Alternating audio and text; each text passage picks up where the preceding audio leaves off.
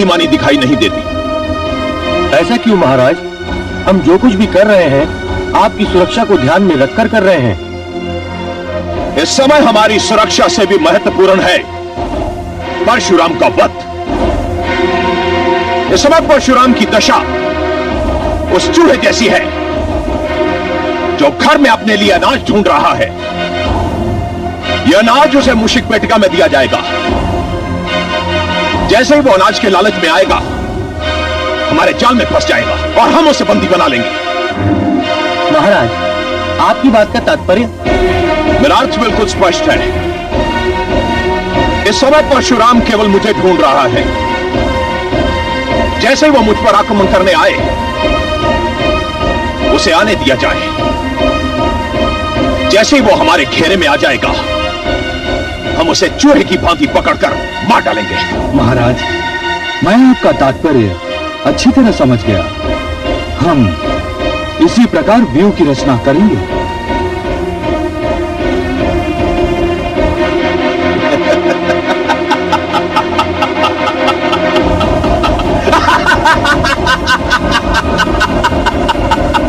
बेचारा परशुराम। परशुराम, नहीं, हम ऐसा नहीं करेंगे। हम ऐसा कदापि नहीं करेंगे। ऐसा क्यों? क्योंकि सहस्त्रार्जुन भी यही सोच रहा है। वो मुझे चूहे की भांति घेर कर मारना चाहता है। तुम लोगों में से जिनकी काया काटी मेरे समान है, ऐसे 5 युवकों को मेरा रूप धारण करना होगा और एक एक करके उन राजाओं की सेना पर आक्रमण करना होगा। तुम में से जो भार्गव वीर मेरे रूप में आक्रमण करेगा तो आक्रमण करने के उपरांत वहां रुकेगा नहीं, वहां से भाग जाएगा ताकि सेना की टुकड़ी भी उसके पीछे भाग जाए। तदुपरांत मेरा वेश धारण किए हुए दूसरा वीर सेना की दूसरी टुकड़ी पर आक्रमण करेगा और वो भी उसी प्रकार भागेगा। इससे उनकी सेना में आतंक फैल जाएगा, भ्रम की स्थिति उत्पन्न होगी। उनके सैनिक ये समझ नहीं पाएंगे कि वो कहां जाएं और क्या करें। और ध्यान रहे, हमें उनके हाथों नहीं मरना है, हमें उन्हें मारना है।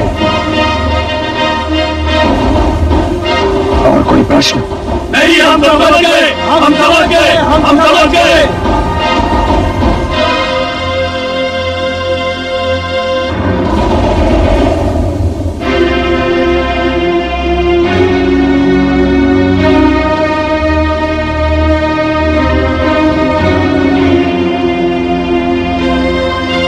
महाराज की जय हो। परशुराम ने अपने संदेश वाहक को कोई महत्वपूर्ण संदेश लेकर भेजा है।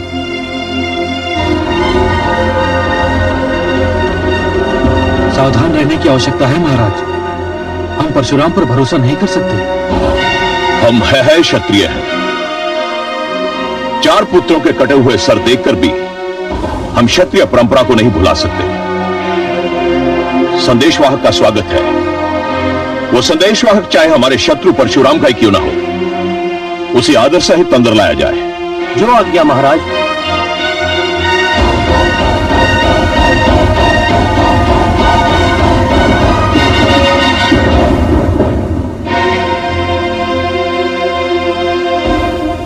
श्री राजराजेश्वर चक्रवर्ती सम्राट सहस्त्रार्जुन की जय हो।